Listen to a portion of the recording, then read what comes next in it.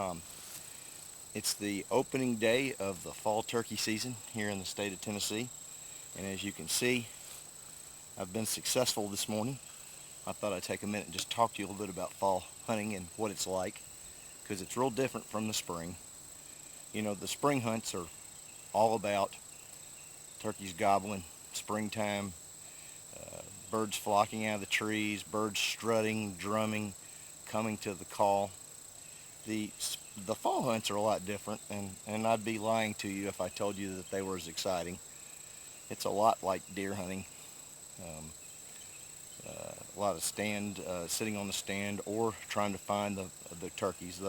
In the spring, turkey behavior pretty much is all around breeding. It's around the breeding of the hens and the nesting of the hens and the birth of the poults. In the fall, it's all about community.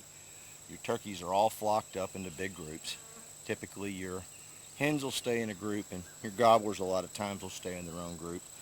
And they spend their time feeding and raising their young and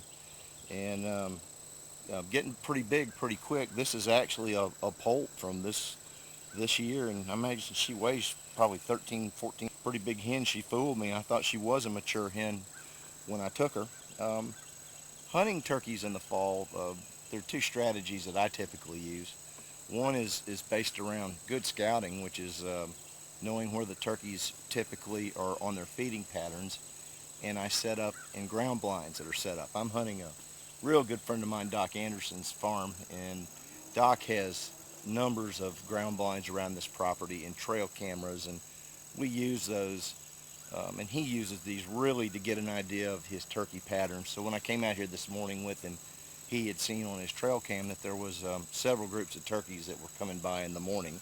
So I set up in this ground blind with the plan that I would probably stay here till about noon, and after 12, if I didn't see anything, I would get up and go try my next strategy, which is kind of what we call busting up the flock, and quite simply trying to find a flock and then running in them and scattering them. They'll flush like a covey of quail.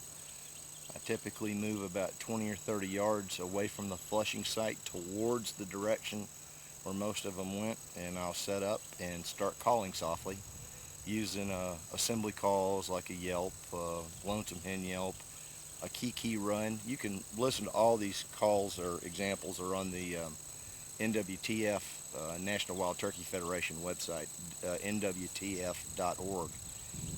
And then over time, the turkeys will assemble themselves. And listening to the vocalizations of them is very interesting. Last year, I was deer hunting and busted a group of toms on my way into my tree stand. Probably should have left the area because of the amount of racket we made, but I didn't.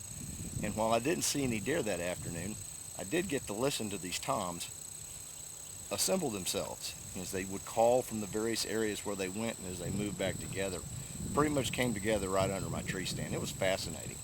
So, first bird of the year, I hope you get a chance to go out and fall hunt. I'll be having hunts and articles and ideas about all kinds of hunts that people are having, and feel free to email me or contact me if you want to talk strategies that work for you.